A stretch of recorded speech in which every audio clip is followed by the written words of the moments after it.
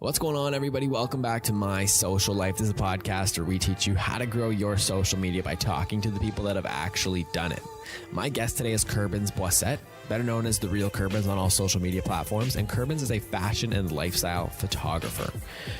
In this episode, guys, we're going to talk about how he grew his Instagram to over 15,000 followers. We're also going to look at the grind it took to get to that point.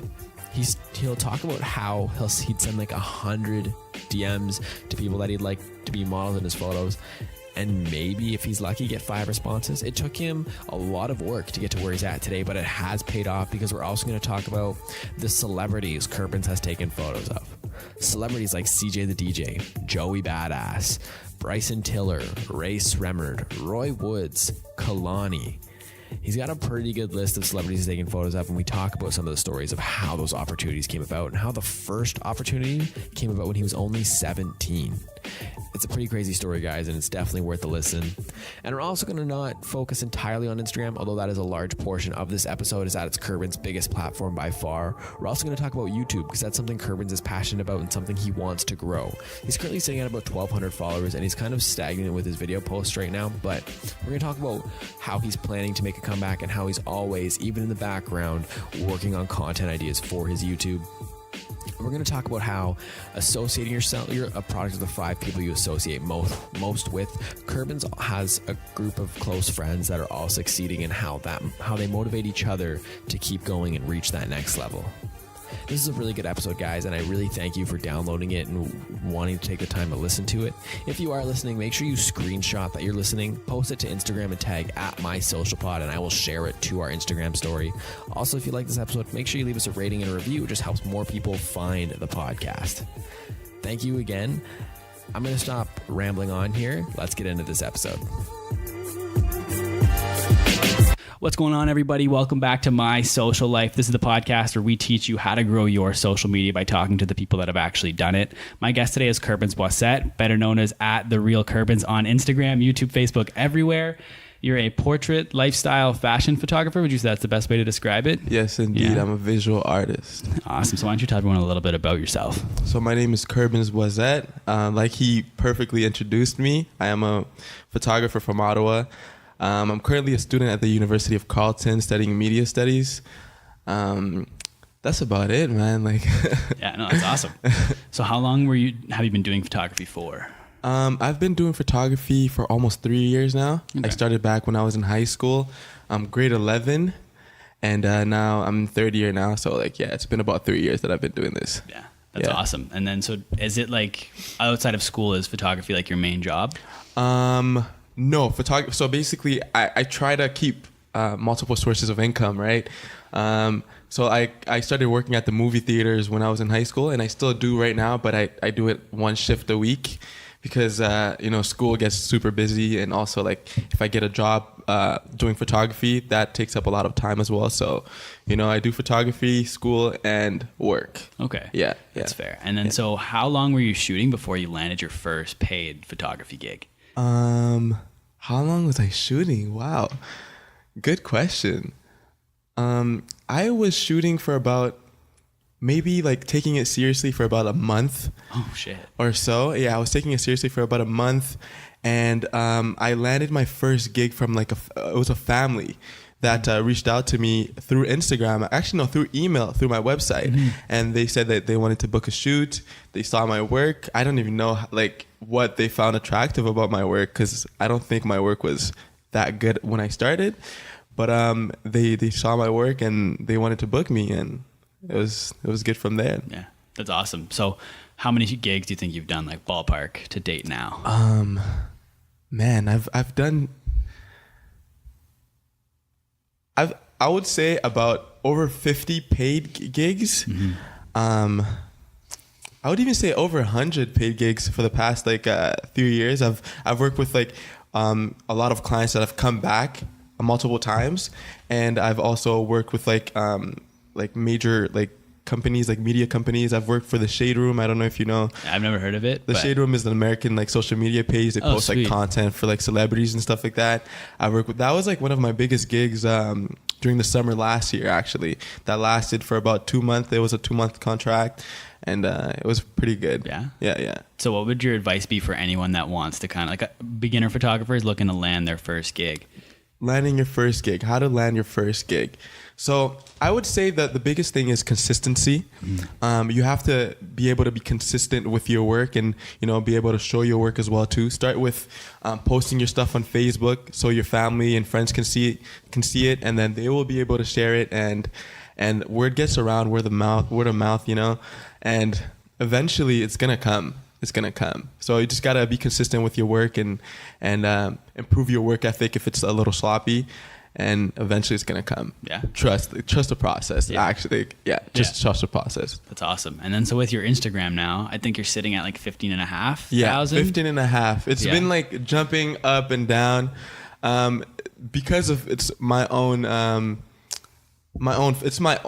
fault. So like the only thing, like my advice about like growing social media following on Instagram is, like I said before, it's really about consistency, and also having a message as well too. For any photographer, you don't even have to be a photographer. You can be a model or anyone trying to grow their, let's say you have a skincare like line, you have skincare products that you want to sell. For anyone trying to sell anything on social media, particularly Instagram, you just have to have a message. If you have a message and you stick to that message and you're true to the message, and people see the authenticity of the message, they're gonna want to follow and subscribe to whatever it is that you're selling or conveying, whatever message you're trying to convey.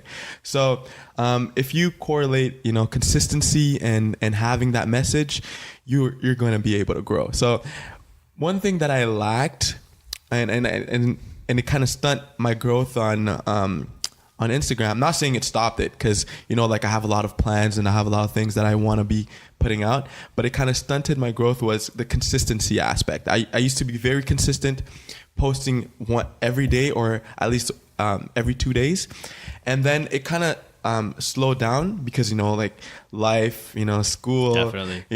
So but I'm not letting that discourage me, so so consistency is key to growing social following. Yeah, so I would say that's awesome. So when you started, I think I went back to your first pic. It was like 175 likes.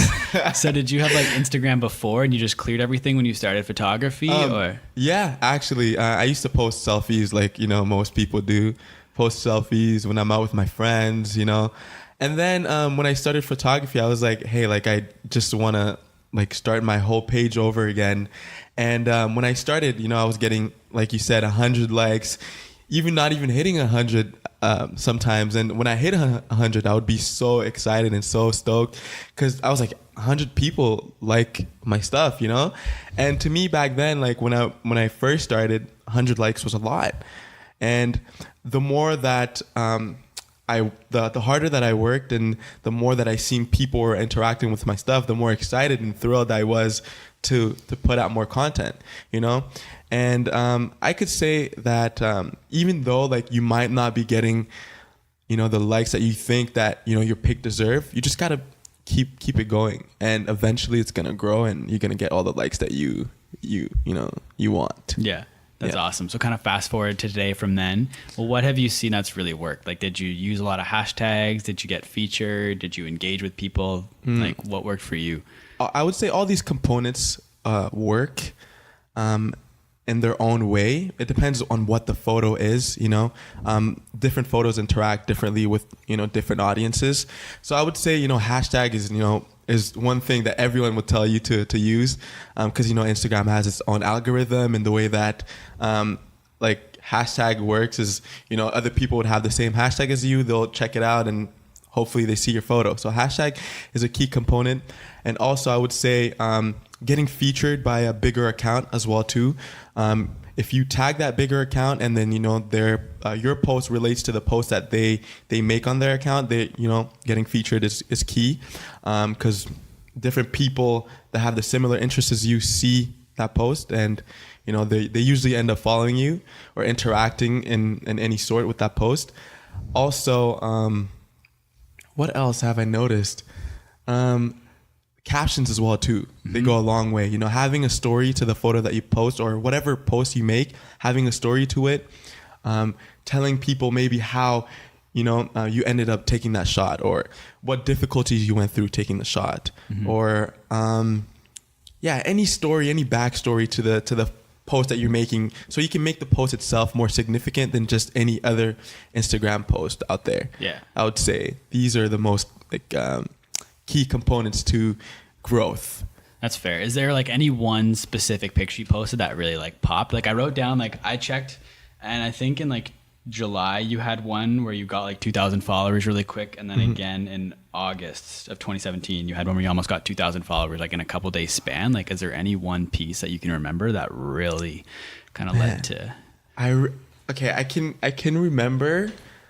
There's this one thing that I did, and it was the first time I ever tried it, and it was a giveaway. Yep. Right. So I remember like exactly how that happened. I was like what, and how can I engage with my audience and give back to them for all the support that they've given me? So I was like, I've seen a lot of bigger accounts do giveaways. Why can't I do a giveaway?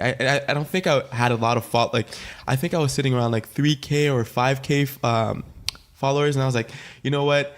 If people interact with the giveaway, they do, you know, they can win something. If they don't, it's whatever, you know? So I was like, okay, I have this shot that I really wanted to post. Why don't I make that into a giveaway? And I was like, okay, how can I go about this giveaway? Tag your friends. I was like, okay, maybe they should tag their friends. That's a way to bring in audiences that I may not have. Tag your friends or whoever you think can win, and just wait a little bit, and then I'll announce a winner. And then, you know, I just posted the photo, and I was like, you know what, whoever's gonna interact with it will. And I kind of just closed my phone, and when I came back to it, a bunch of people were commenting, their friends and stuff like that. I was like, whoa, like I think the post had like over 100 comments, of like taken in 100 comments, and I think it was like tagged 3 or 5 friends. I don't remember exactly what the amount of friends were, but imagine that. If you do the math, that's around like 300 new people interacting with your post. And, you know, a bunch of people that didn't want to enter the contest, they liked the photo as well too. So that kind of like generated a lot of, so engagements kind of like generated a lot of followings for me around that time. So, and I think the August one, I think it was another giveaway as well too. Like giveaways really work in the sense of like, you know, people want to feel like they're important, and you have to like make your audience feel like they're important, and they are important to your growth as well too. They're important to the content that you post. They're important to the way that you grow as well. They give you feedback. So audience is the most important aspect to your business or any type of business that you have. So you have to value your audience, and you have to give back to them for all the support that they've given you. So I think giveaways are a main component to That's cool. And I know recently you did a giveaway too. You did one with Joey Kidney. Yeah. How did that one come about? That was Will Carey's 10K one, right? Yeah. So my friend Will, he is a very passionate photographer. I've known him for the past year or past 2 years now. I met him first year of university. And so Will sent me a text, and he's like, hey, like I'm thinking of putting together a giveaway. It's going to be featuring Joey Kidney. My good, he's one of he's a friend of mine. I know of him. I've met him before. I've shot with him, alongside of him, and with my friend Fitch. He goes by the name The Architect on Instagram. Yeah, he's a good friend of mine as well too. We started photography together since like day one, and he said he wanted to put together the giveaway, and I was like, oh, like that sounds cool. You know, like I know Joey, I know Fitch. Let's do this. And he just said, you know, make the post and let's see how it goes. And effectively, like it generated a lot of traction. I think it was my biggest giveaway ever, to be honest. And a lot of people interacted with it. So I was super happy with the results of that giveaway, and I think it was key to the last couple of thousands of followers that I got the past couple months. Yeah, that's awesome. And so one thing too that people have said, like with growing an account, is like an aesthetic and not like a feel. Do you think you have an aesthetic? Because all your pictures they're similar, but they're not like all like the exact same. Like, where do you kind of land on that? Like the aesthetic, having a style is very important. Trying to differentiate yourself from other people in this very like dense market is, key to growth. And I would say my style, I try to post different things. Like, like if I go out like in the streets, I do a little bit of street photography, and I try to add like effects to my photo.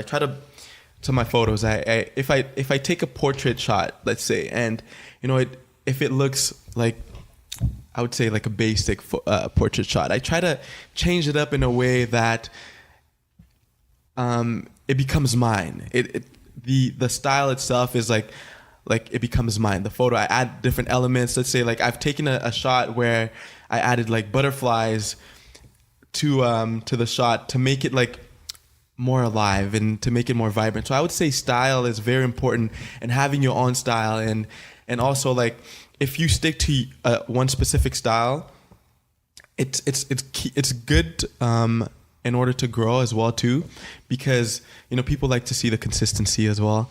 But it's always good also to change up, to keep the content different. So I would say, for my own style, I just like to change things up, man. I don't like to stay the same.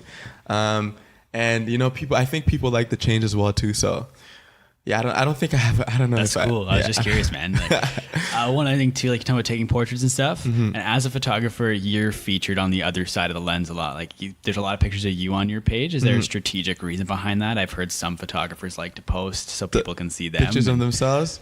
For me, I didn't start hearing about the effects of you being in front of the lens until like much later after I posted a couple pictures of myself. But now I can say it's a little bit more strategic, because oftentimes people are just like, okay, these photos are nice, but I really want to interact with the person behind it, behind the camera. I really want to interact with the artist themselves, or the business person themselves, whoever's putting out these products themselves. So I think once in a while it's always good to kind of show your face and kind of show your vulnerability and your human side, the human side of the artist itself, himself or themselves. So it's always good to show yourself once in a while. It's good for engagement, and it's good for growth. So yeah. I consider it. And then back on the other side of the camera where you're taking the pictures, how do you get the models for your pictures? Instagram. Yeah. Instagram. DMs and it's hard work. I remember the first year of photography was the hardest year of my entire life. I was super committed to just getting as many shots and as many concepts out, that I didn't care about people rejecting me over DMs, because there's a lot of, you'll take a lot of, some would say L's, Yeah. And these are losses, and you have to just kind of ignore the L's and just look at the goal that you have at the end of the day. It's kind of like I would send 100 messages, right? And would only get like, let's say 5 or 7, and I'm being serious with you. Yeah. I would send out 100 messages, and some people would leave it unseen, or others would just be like, hey, like I charge this, and I wouldn't be able to afford their rates, and I'll just find a way to make it work. 100 messages, 5 people would answer me, and I'll just make it work with those 5 people, and they would get me content to grow my portfolio. So the key thing about that is take what you have and make it work. And could try to sell it to 100 people and only 5 would buy. Just keep going and grow your portfolio, and more people would want to work with you as well too, the more you grow your portfolio. So whatever you have, just make it work. Yeah. That's awesome. So with your models too, crediting your pictures, where do you kind of land on that? Do you want it like in the caption, or like a tag in the bottom right corner of the picture? Like, where do you kind of land on that? The thing is, it all depends. If it's a bigger model, and bigger, I mean like if they have a bigger social presence or a social media presence, I would appreciate that, my name is everywhere on the photo, that I get the clicks as well too. But usually I would prefer that my name is tagged in the caption, because most people would look at the caption and click right away just to check, even if they don't follow, just to check, and they'll engage at least with 1 or 2 photos. So I think the caption is the most valuable way you can get credited, or be credited for your work. But like a post, a tag in the photo, it can go a long way as well too, because it'll show in their in my there's that place, there's the shared photo, like if you have like photos with your friends and stuff like that, the tagged photo, the tagged photos, so it'll show up in mine, but the caption really works. It works better than being tagged. And so you talked about working with like models with like bigger followings and stuff, and just like other kind of celebrities. So I went through and I kind of found some like bigger named ones. So I kind of want to hear like the quick story behind each one. Okay. Is that cool? For sure. First one, Joey Badass. Whoa. That was an exciting one. And I think I was 17 at the time. And I got a message from a club owner, and he was like, hey, like, can you come? I think Joey Badass and Bryson Tiller are coming into the club for like an appearance, and can you come and shoot the booth? I was like, whoa, that's exciting. It was the first time I've ever shot someone that is, kind of known, And I was like, first thing, I was like, how am I going to get into the club? Like, I'm 17 years old. How am I going to get into this club? So I was like, okay, no, like the only way I can get into this club is if I come earlier than everyone else. So I think the whole event was meant to start at around 11:30 or even 12. Because I think they had a show or a concert before the club. So I came around 9. And, the security was like, he didn't ask me, fortunately, I'm not going to name the club, but, but fortunately the security didn't ask me for identification, because they kind of like assumed that I was of age. But I don't drink or anything, so there was no problem there. But, I got in there and I was super nervous. I was working by my friend, alongside my friend Alex. His name, he goes by Osmo Captures, and on Instagram, go check him out. Very good artist. And he was assisting me with videography that day, and I was taking photos. And so we're kind of like, he's used to like shooting artists and stuff like that, but I wasn't. It was my very first time, and I was kind of nervous. The setup.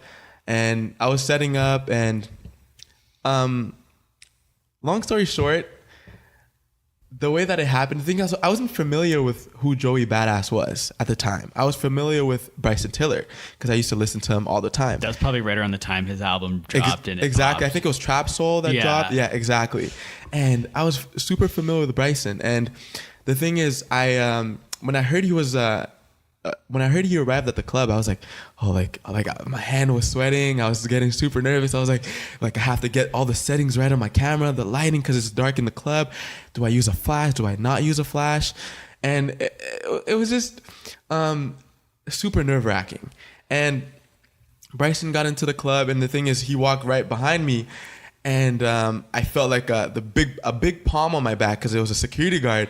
And I was like, oh snap, And, he came, and then I got a couple of videos of him because I was supposed to shoot videos of him, not photos. So I got a couple of videos of him. And then he left, and then Joey came. And then at first, I wasn't familiar with who Joey was. So I just seen a group of guys just walk into the booth. And I kind of like said, what's up? Like, I shook his hand. I said, what's up? He was super humble because I think, like, I wasn't familiar with him. So I didn't act any way. My palms weren't sweaty as much as it was for Bryson because I wasn't familiar with him, like I said. So I said, what's up? I said, what's up to his drummer, to like the people that he was with. And then he kind of sat down and I was like, yo, can I, I overheard someone say, hey, yo, that's Joey. And I was like, Joey, who? I was like, yo, that's Joey Badass. I was like, no way. You know, I turned around and I was like, that's Joey. That's crazy. And, you know, I was just, hey, like, can I take a picture? And he's like, yeah, for sure, man, you know? And, you know, he posed and, you know, I snapped a couple photos and I was like, whoa, like I just took photos of Joey Badass. And fast forward, you know, we had a good time. I have a lot of Snapchats that I took with him as well too, bet, you know? dude, yeah. And it was super exciting. And then after the club, when he was leaving, I was like, I have to get more photos. And the thing is, you have to force your way into some things as well too. So I was like, how do I get closer to this guy without, you know, his security guards being all like aggressive with me? So I was like, hey, after the club, he was outside about to leave, and I was like, hey, can I snap some more photos of you? He was like, hey, my dude, like, I really love that, you know, you're persistent with what you want. And I was like, he was like, for sure. Like, the thing I loved about him was that he was super humble and he was super nice about me taking photos of him. So, you know, it was a crazy experience, and I kind of got to know him a little bit as well too. I kind of asked him where he was from. He told me he was from New York, because I didn't know anything about him before that moment. He told me he was from New York, and he's been doing music for like the longest time, and yeah, so that was like my first time shooting a big name artist, and it was just super thrilling. Yeah, and then you shot some other big name artists now. Like I think I've written down here Kalani, White Woods, CJ the DJ. Like how did those Race Remerd like? Those like I'll talk about Kalani and how that happened. So I have a friend. He's an upcoming artist. His name is Maurice Moore. He's actually from Ottawa. He lives in Los Angeles now, and he's worked with Kalani on some projects. And I've worked with him as well too. You know, I've shot a couple of his posts on Instagram, and for his YouTube channel as well too. I've done a couple vlogs with him, and he's a good friend of mine. And he was like, he was opening for Kalani in Toronto. And he was like, hey, like, you know, do you want to shoot the concert for me? And I was like, for sure, you know, shoot the vlog and do the photos over there. And so we got there. The show was at night, and we got there early in the morning. We checked out the stage, and we were doing sound checks and stuff like that. And I went outside with my friend LaGil. He's a sound engineer, and he's the one that produces for Maurice.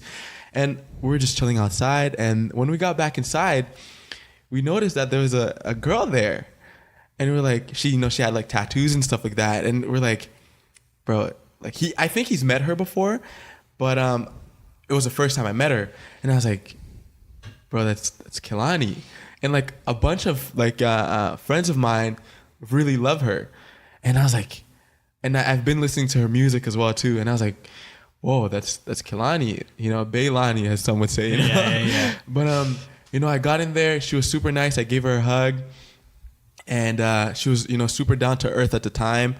And you know, they talked, and then we went into her changing room, or her changing room, her dressing room, or whatever they call it. And you know, we chilled back there. That's when I snapped a couple photos of her. I was like, yo, can I take some photos? You know, took some photos of her. We're just chilling in the back, having a good time. So I have to thank my friend Maurice Moore for that opportunity. And you know, that later that night we came back for the concert. A bunch of people had like a VIP pass. It was just thrilling. I was to be on stage and stuff like that and snapping photos. It was just an amazing ride, man. It was crazy. And then one other, it's kind of a collaboration. It's not with a model or anything, but it's again with you in the picture. I just want to know the story behind the picture I saw of you standing behind Elle Mills without your shirt on. Okay. Elle Mills, great person, great character, very enthusiastic, very fun and outgoing to be around. And so Elle Mills, I think I don't know if she's sponsored yet or if she's trying to get a sponsor with Coca-Cola. Big fan of Coca-Cola. She rocks them everywhere. So my friend Fitch, once again, had a shoot with her, and it was kind of her concept. You know, she wanted to have a guy in the background holding up a Coca-Cola bottle, and my friend Fitch was like, hey bro, like, can you be like shirtless in a picture for me? And I was like, what are you talking about? Yeah. And he's like, yeah, like Elle wanted to shoot, and this is the concept that she wanted, like specifically she wanted a guy holding a Coca-Cola bottle shirtless. And I was like, sure, you know. And I pulled up to the shoot, and Joey was there as well, because I think it was at his apartment on top, on the roof of his apartment that we shot the photos. He was there, and you know, like the thing is, it was the funniest thing ever, because like it wasn't nerve-wracking. It was just super chill. Like it was just like you're chilling with your friends, you know, and yeah, like that's basically the story behind it. She just came up with a crazy concept, and you know, we kind of just worked it out, and that's basically it. She's super chill, super fun, the funniest girl like I've ever met. Yeah, she's so funny. She's so funny. Yeah. Yeah. Any other crazy collaborations you've had, or those kind of the big ones that you can think of? I when I worked with the Shade Room, actually, I met a couple of artists, and I met Party Next Door. Oh, sweet. Yeah, like he's like one of my favorite artists, and when I met him, I was like, whoa, like that's crazy. I'm meeting Party Next Door. I met him through you know, my collaboration with the Shade Room. I was doing video work for them, and I met French Montana. That was That's crazy sweet. too. You know, I met. He was in one of my vlogs. Oh, no way. Yeah, I met another. You know the guy that says, "Why the hell you're lying?" Yeah, I kind of forgot to bring him up. Yeah, that's hilarious, dude. I met him working with the Shade Room as well, working alongside a fashion blogger by the name of Ava Taylor. She's the one that got me the opportunity to work with the Shade Room, and you know, I met him at a club. I was shooting at a club for the Shade Room, and he was just kind of like just chilling, and I was like, at first I didn't really recognize who he was, and I was like, this guy seems important, because you know, everyone's just like, you know, crowding around him, and I was like, okay, how do I once again, like my thought process in those situations is, how do I connect with that person? How do I make them, like, how do I befriend them and get into their network? And you know, not in a malicious way, just to offer my service to them, and you know, just befriend, you know. So I was like, okay, so he's dancing and having fun, why don't I dance and have fun? So you know, I started snapping and snapping some Snapchats, and you know, we're having fun, and I took a video of him, and he was like, yo, can I see that? And I showed it to him, and he was like, yo, send that to me. And then I was like, yeah, for sure, what's your number? And then we exchanged numbers, and we exchanged numbers, and I sent him the video the next day. I didn't want to sorry, I'm a little sick. No, that's all good, man. One advice that I would give is it's kind of like, it's a weird technique that I do, especially when I encounter people that are in a position of power, I would say, is, you know, like, let's say they're expecting my text, like, let's say the night of, I could have texted him, right? But I didn't really want to bother him, or like maybe a lot of other people kind of like hit him up that same night. So I wanted to like, I wanted to be the only person to hit him up that morning. You know, I wanted to be the only one that he interacted with, so he can remember me. So instead of texting him the same night, I texted him the next day. And he was like, yeah, like, yo, we had a great time. And I actually ran into him the next day at another event. That's when I ran into Chantel Jeffries. Yeah. It was an event that she was DJing at, and it was under the Shade Room as well too. And I ran into him. He was like, hey, yo, what's up? And like, you know, like that kind of like started like a kind of like a bond. He texted me. He was like, yo, like, what are you doing tonight? There's an OVO party happening. That's sick. And I think the Drake was supposed to be there, and somebody else. I think the Migos were supposed to be there at a club in Toronto called Lavelle. And he was like, yo, like, I'm gonna be there, like, you know, let's go. So like that kind of like started like a friendship kind of like there, you know, he followed me on Instagram. I was super stoked about that. I was on the flight back to Ottawa, and I was like, no way, like, you know, this guy, like, he's so funny. I love his online personality, and I love his personality in life too, because he's the same person that he is online. So yeah. You know, the authenticity there, you know. So yeah, those kind of moments, you know, like will be in my memory forever, and my memories forever, and those are the significant moments, and those are the moments that I live for every day. That's awesome. Speaking of people that follow you, there's one of my favorite visual artists follows you on Instagram. Unusual Irv, the brightest hour. The brightest hour. Whoa. one of the reasons why I even started photography was that man right there. He has been an inspiration of mine for literally when I started photography. And I've been following for for the past 3 years. And, his work, phenomenal. And this literally 2 weeks ago or last week or so, he followed me back. And I was like, what? How did that happen? Because obviously I've been following him for the past 3 years, and how did my work get in front of him? Like, how did he end up seeing my work? And I was just like so stoked, man. I was like, I was speechless. I was like, this is one of my favorite photographers, my favorite visual artist, and he followed me back, and that was just a boost of confidence, and it kind of made me want to work more towards my goals. And I don't know, man. It was just that's awesome. It was crazy how it happened. Yeah, he's so sick. Like some of the stuff he does, man, it's unreal. Oh yeah, he's a great artist. He's a Yeah. great artist.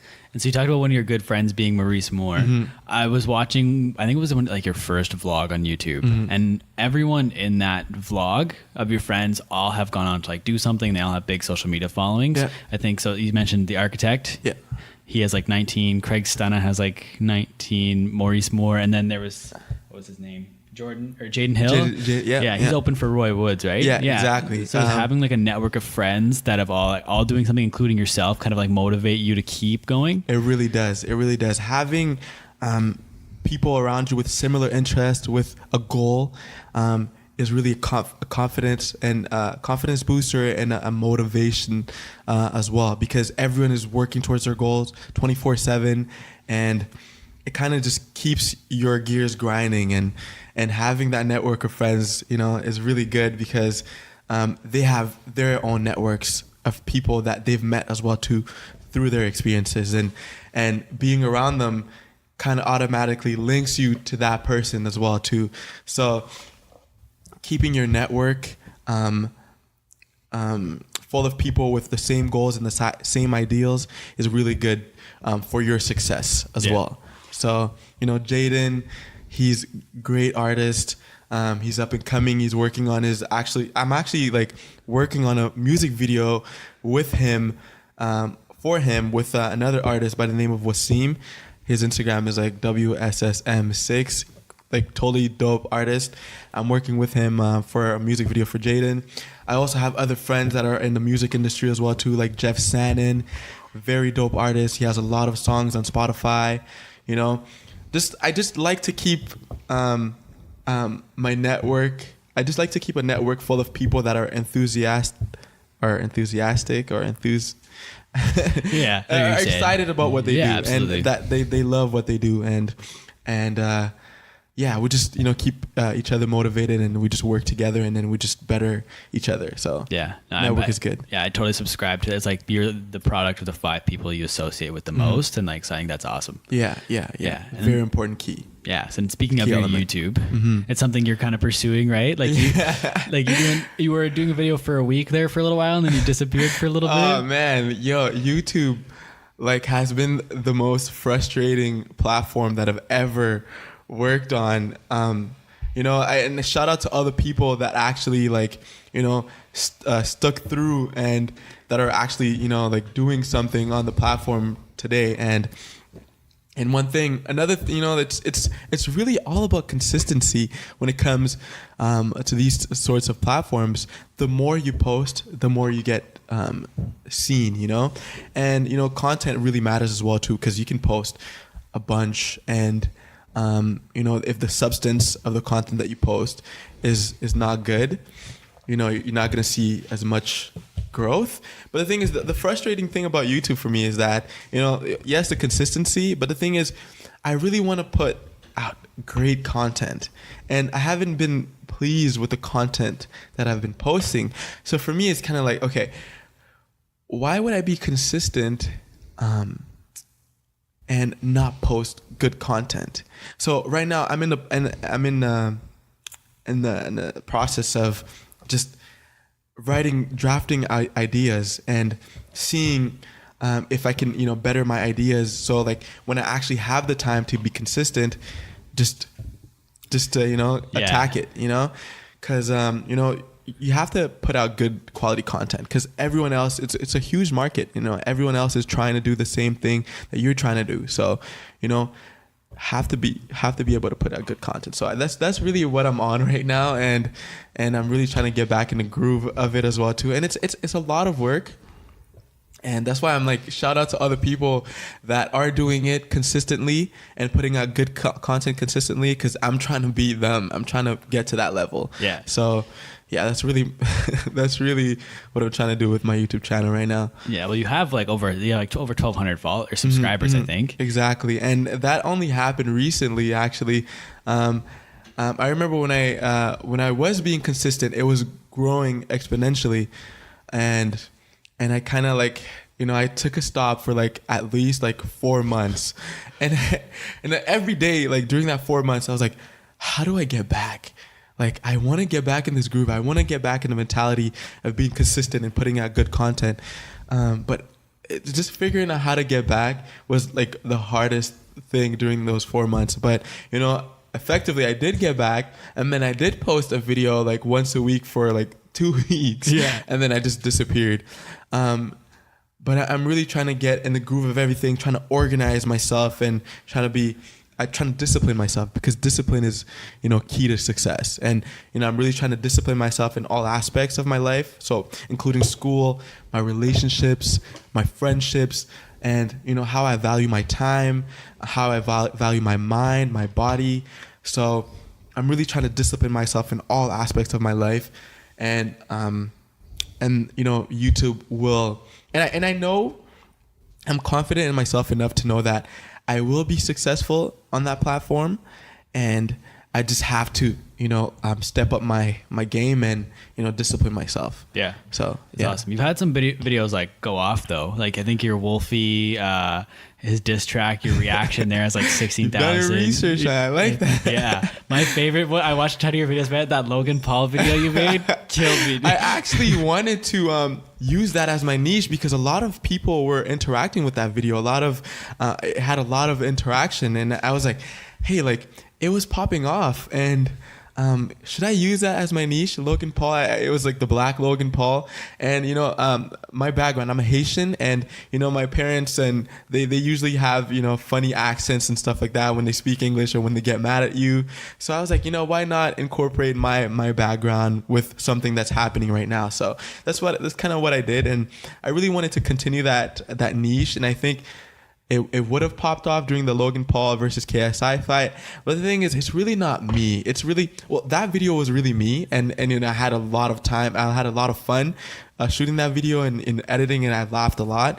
But, using something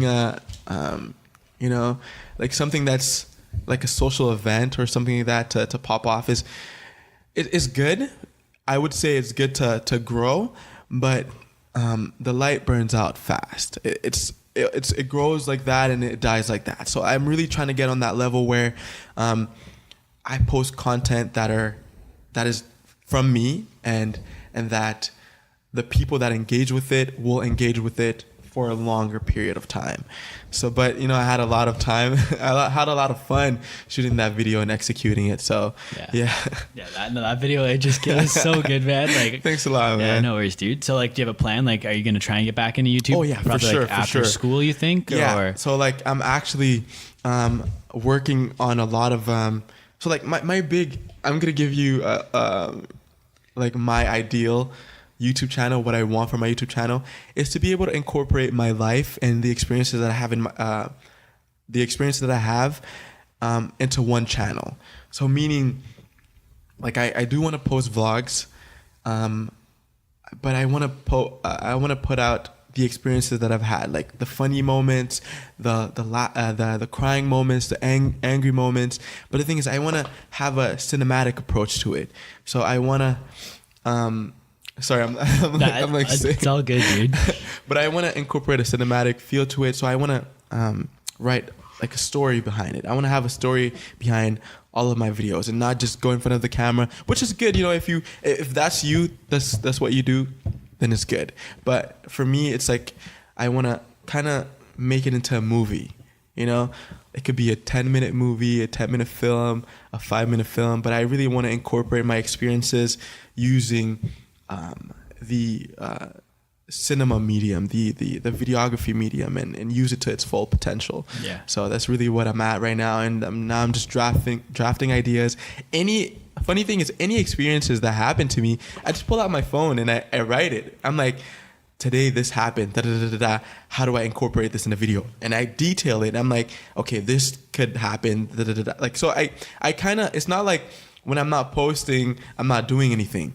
Every time an experience happens to me, I write it down in my notes. So when I actually do have the time to execute, I execute, and I have the plan and I just execute. You know, so it's good when you're feeling that, you know, you're not being as consistent with your work, or you're not putting out as much content. Just write down your ideas, and when you think that you're going to be as consistent, just do it.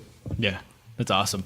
And have you ever had any brand deals? Like, I don't think I saw anything like on your like sponsored post or anything on your Instagram, or not really like that I could see. I've had like a couple of you know, like startup brands.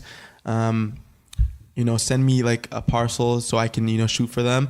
But I have not yet gotten any major brand deals. Like I've worked with, you know, like companies and stuff like that, but like I haven't gotten like a major brand deal. But my ideal brand to work with would be Nike. And I just, you know, really support the message that they have and their creative, like they have, you know, they let the artist be as creative as they want. And, you know, I really hope, and I know if I work really hard, and because it's one of my goals to work with Nike. So, and I know if I work really hard, it's gonna happen, and yeah. So like that's my ideal brand to work with. But no, I don't think. Maybe I have, but I don't recall. But yeah, I don't. From what I can recall, I don't remember having like a huge. Yeah, that's fair though. I mean, it'll come one day. Yeah, like, yeah. I know for sure it's gonna come if I keep working, and if I be consistent and I put out good content, it's eventually gonna come. Yeah, that's awesome. So what's like your posting process just for your regular posts? Like how long does it take? It takes a long time to post an Instagram photo. It would usually take like. I know I have the photo, and I'm like, okay, what do I caption this photo? Like, what does it mean to me? And what are the best hashtags for this photo? And I always like to get the end user's opinion. So I have a girlfriend, right? And I send it to my girlfriend. I'm like, hey, babe, like, what do you think of this photo? And the thing is, my girlfriend gives me like constructive criticism, and she'll be like, hey, like, I don't think, and she gives me like a totally objective perspective on what she thinks about the photo. And that's you know, one of the reasons why I love being with her, you know? Yeah. So she gives me an objective opinion on the photo. She's like, I like this, but I don't think that, or like, I like this caption better than this caption, you know? So the whole process is just me. I upload the photo to my phone. I send it to my girlfriend. I'm like, "Hey, babe, do you like this photo? What do you think I should caption it? And this is what I'm trying to convey. Do you like this? Can you correct this? Like, if there's any spelling mistakes?"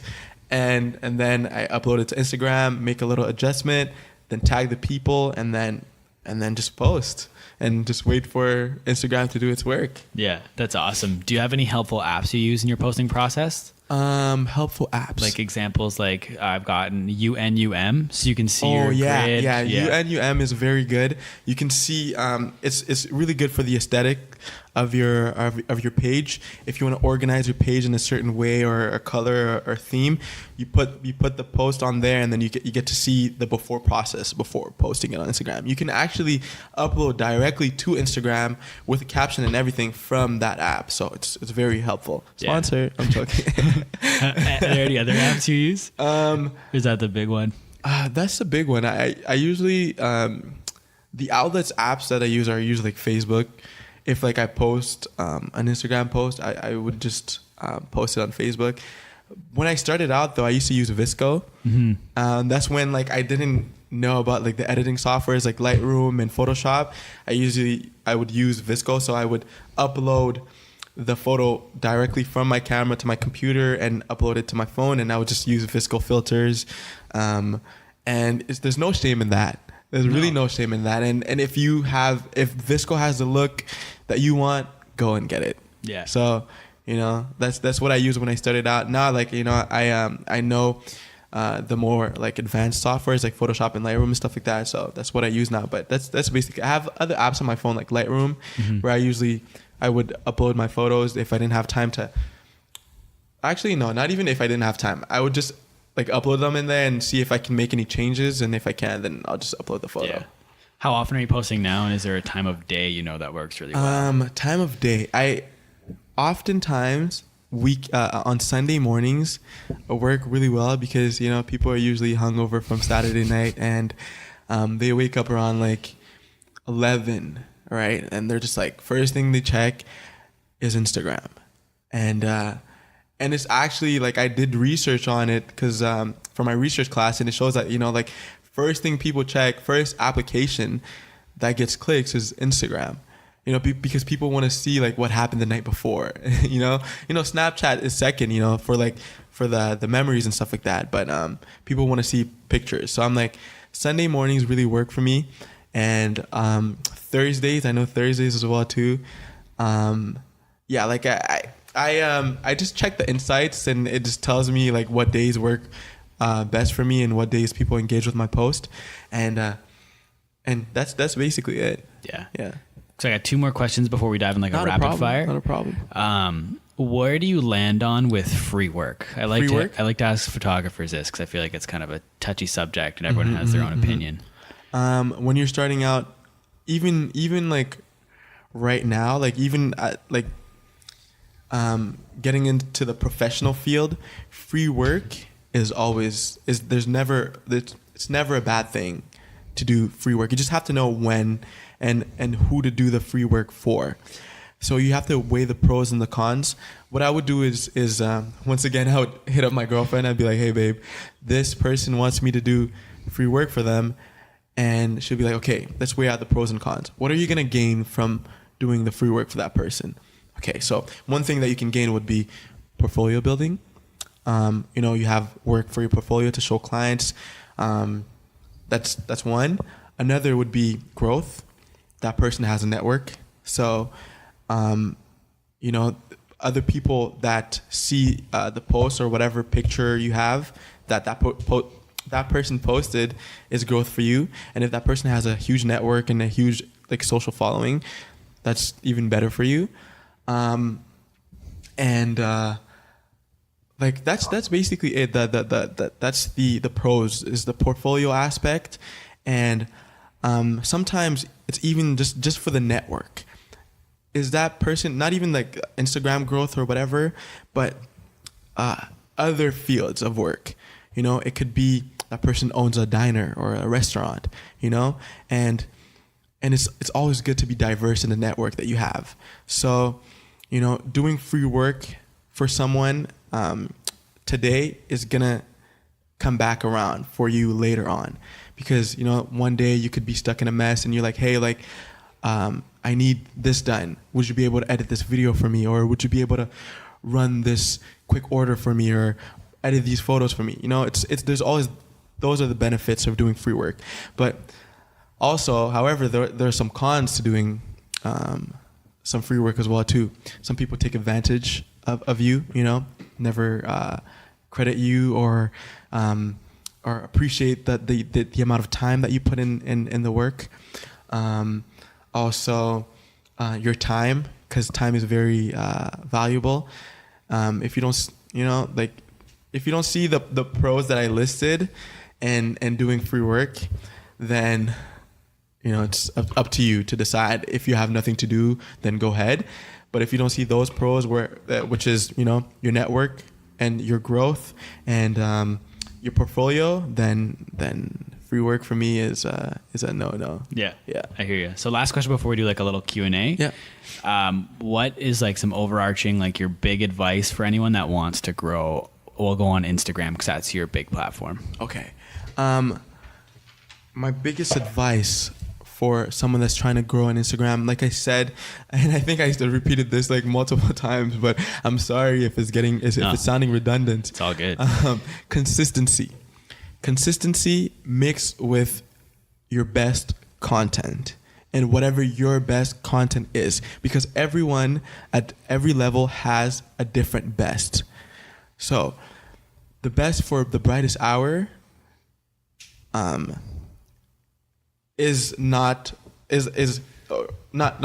won't say the best for the brightest. I would say the best for someone that just started for photography is not the best for the brightest hour, because they have a different level of expertise and experiences.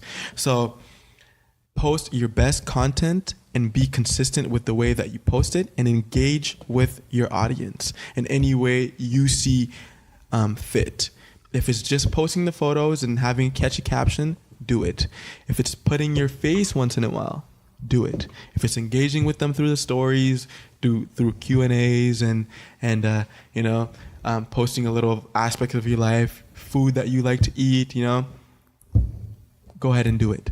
So it's just, like I said, having a message and a story and posting your best content and be consistent with it. And that's the key to me. That's the key to growing on any social platform, and particularly Instagram. Yeah. Growing on Instagram. That's awesome. That's basically it. Cool. Yeah. So I usually end every episode with like a Q&A, kind of not about like Instagram and stuff, more about like you and like. No problem. So I know you're kind of pressed for time, so we can fly through these a little bit. Sounds good. So we'll start with the first one. What's a show you're binging on Netflix or Hulu, Amazon Prime? I've been watching a lot of anime actually lately. I'm watching My Hero Academia. I don't know if you've ever heard of it, but it's kind of like, Naruto, and Naruto is like the entry level anime for literally everyone. And I kind of been like watching it. I've also been watching Attack on Titan. Sorry. I've been watching a lot of animes lately. Binge watching animes. I even like subscribed to Fun Animation. That's how much like anime has been part of my like daily routine lately. That's awesome. That's basically it. Yeah. Favorite app that's not Instagram, Facebook, or Twitter? Favorite app that's not Instagram. Or Snapchat. Or YouTube? YouTube counts. Okay. You can use YouTube. Okay. YouTube, Fun Animation. It's an app now, so I use that. Other apps, man, that's crazy.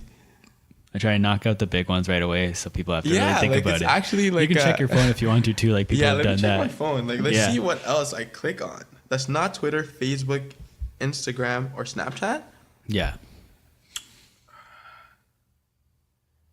That's crazy. Maybe Skip the Dishes. yeah, that's a solid one. Or like Uber Eats. Yeah. Or Credit Karma, just to check my credit score, and then if everything is intact. Or no, another one is Amazon Amazon. I like to check for like, I like to wishful think and look at equipments that I wish I had, but are too expensive for me to buy. I'll just add them to my cart or my favorite lists, and Amazon. Yeah, that's awesome. Next one, Instagrammers people should follow. Just name like a couple good ones. I would say The Brightest Hour, Creations of LA, Jessica Kobasi. There's another one. His name is... man, can I just... Of course, dude. Yeah, absolutely, man. No worries. He's like so crazy. Let me just check the people.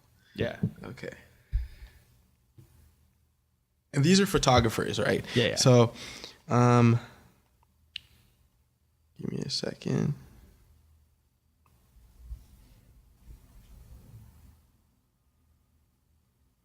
Sorry. All good, dude. No worries. Okay. So there is Rolex, and she's like, what's his name? Bryson Tiller's a photographer. She's the one that shot the Trap Soul album cover.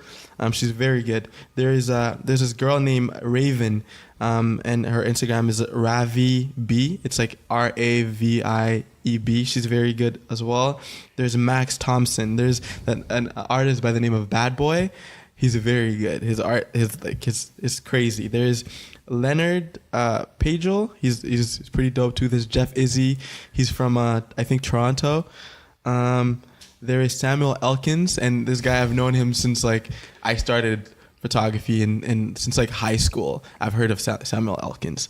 There is another one. There's Lee Lane. Her name's Elaine or something like that. I think she's from like Tokyo. She takes architectural. She does architectural photography, and those are like crazy. And there's like First. I think his name is like Brian Alcazar. He's from New York. He does like street photography and stuff like that. There's a bunch of them, man. Like, and if you just go on my Instagram and you check the people that I'm following, there's just a lot of photographers that I follow. There's Kim Kardashian's photographer as well too. Man, why am I not getting his name? Whoa, like why is it not coming to me? Why is it not coming? It's gonna come. Hold on, let me go on Kim Kardashian. Yeah, all good. But everyone follows Kim Kardashian though, so it's crazy. It's gonna be like 10 times harder to find him. Okay, Marcus Hyde. That is his name, Marcus Hyde. Super dope photographer. And also, if you want like some pages that you should follow as well too, aside from like people, there's like 90s Anxiety, and they have like dope content from the 90s. And also, I'd like to shout out my friend Fitch, the architect, my friend the Visionary. He's a very dope artist as well too. And like musicians like Jeff Sannon, Maurice Moore, Jaden Hill, all these up and coming artists, very dope. This city has a lot of artists and a lot of grinding people like you. So yeah, awesome. That's basically it. Yeah. Your favorite 3 YouTubers. Favorite 3 YouTubers. Just quickly. I like what's his face. Rice Gum. Rice Gum is super funny. I like PewDiePie. He's hilarious, and I like Wolfie. Yeah, I like Wolfie's content. Wolfie's good. Yeah, and I like there's another one he does. I think it's Louder with Crowder. Okay, he's very dope. He does like controversial topics. He talks about controversial topics and stuff like that on college campuses. Yeah, awesome. Dope account. Music you're listening to right now? Music I'm listening to a lot of Biggie Smalls. Nice. I've had that 90s anxiety the past couple of days, so I've been listening to him. And a lot of studying music as well too, like classical music. Yeah. No voices, just straight up instruments. Yeah, no, I hear you. Yeah. Podcasts, like top. If you listen to any. Work on Your Game. I think Work on Your Game is a podcast. You can listen to it on iTunes and any other podcast platforms. Very good for like mental toughness and also disciplining yourself. And I've also listened to Dr. Jordan Peterson.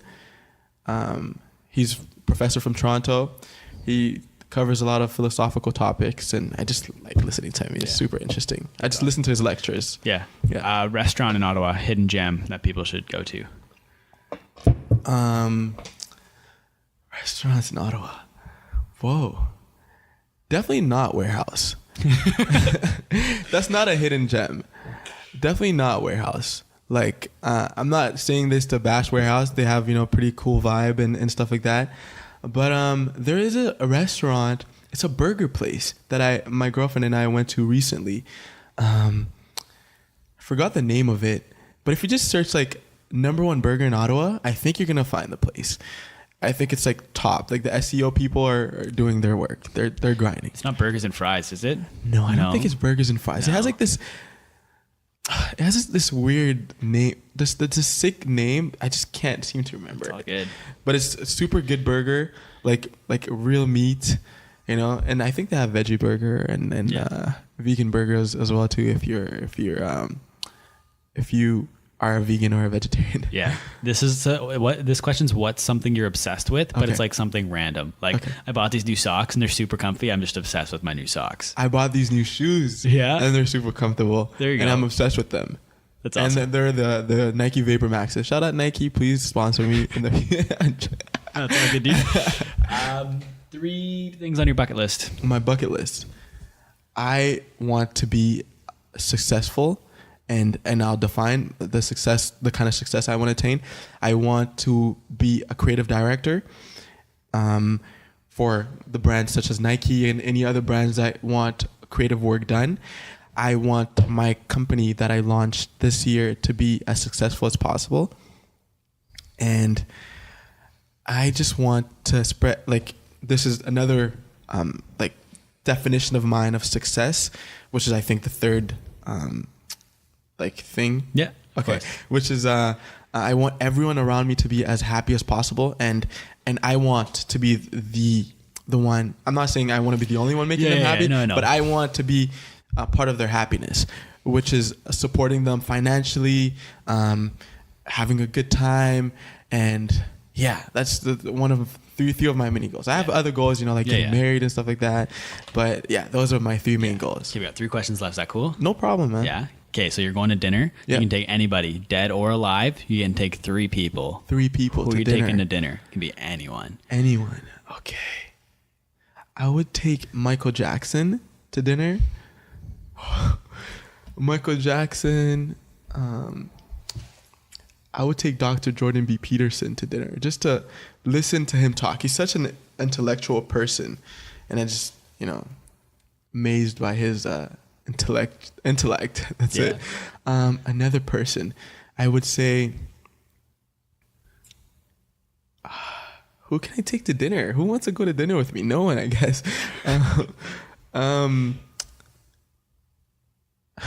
My girlfriend. There you go. That's a safe answer. That's good. Something about you that people would not expect. Would not expect. Would not expect. I sing in the shower. Or I'm nicer than I seem. Sometimes if I'm at like a social event and I love interacting with people. I love talking to people. But sometimes my face says otherwise. And people that actually had the courage to bypass my facial expression and have come up to talk to me have realized that I'm a super down to earth person. I love, interacting and just talking, and I'll talk for hours. It's just that I'm restricted on time today, but this podcast could go on for 10 days. But I'm a super nice person, and I care a lot. Awesome. I care too much, actually, sometimes. Yeah. Last question. So what's one thing you think everybody should know? About me or about... Anything. What's something in this world that everyone needs to know about? One thing I've been pondering on the past couple of weeks, listening to podcasts and a bunch of things, is that no one cares. And it sounds weird, but let me elaborate. Of course. We often limit ourselves and create conscious barriers, because it's all conscious, meaning it's all in your head, barriers for ourselves, because we think that the other person cares about us in a negative way, and that it's just if I do this, he's not gonna like it, or it's you have to live life. And I don't want to sound like a philosophy professor or anything, but you have to live life and thinking that everything that you do is for yourself, not sounding self-centered, but because a lot of people limit themselves because they think that other people wouldn't like, or other people wouldn't like, or other people wouldn't approve, and they limit themselves to a lot of ideas and a lot of opportunities. So having that, okay, today I'm gonna get out, I'm gonna go I'm gonna shoot photos outside, do a little bit of street photography. I don't care who looks at me weird if I'm on the floor taking pictures of buildings. I don't care who looks at me weird if I'm in the middle of the street taking pictures of people walking. Or I don't care how many DMs I send to people and only 5 answer. I don't care. I don't care about all of that. And as soon as you realize that, life goes on and other people are dealing with their own problems, and you should focus your entire energy on bettering yourself for the people around you. This is where the selfless comes in, for the people around you and for yourself. You're gonna realize, just having that thinking that no one cares idea will boost your chances of living a successful life and living a happy life. So caring too much limits you from a lot of opportunities. So yeah, That's awesome. No, that's really good, hopefully man. it's you understood the message. Awesome. I just want to thank you, and I want to give you the floor. Where can the people find you? Plug everything you want to plug right now. Okay, man. I want to plug my Snapchat. Go add me on Snapchat, The Real Kerbens.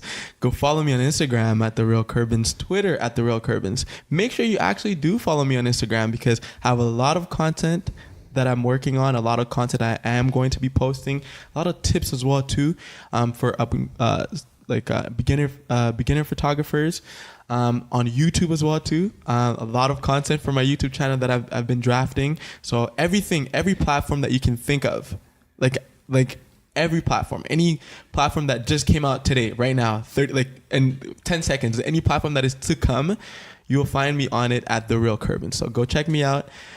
Send me a message. Let's talk. Let's have a conversation, and let's see how I can make your life easier and your life better, because I'm willing to do that. Awesome. So thank you once again, man. I'll make thank sure. you for having me. Hey, no worries, dude. I'll make sure everything's linked in the show notes down below for anyone that wants to watch or anyone wants to follow you. And make sure you go give Kerbens a follow, guys. Again, The Real Kerbens everywhere and anywhere. Give them a follow. If you want to follow My Social Life, you can follow us on Instagram at MySocialPod. I just want to thank you once again for being on the episode of this My Social Life.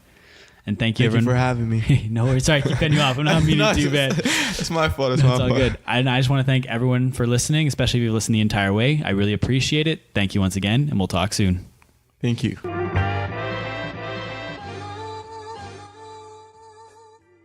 Thank you once again for listening to this episode of My Social Life. Whether you've listened the entire way through or only listened to bits and pieces, I really appreciate you taking the time to check it out.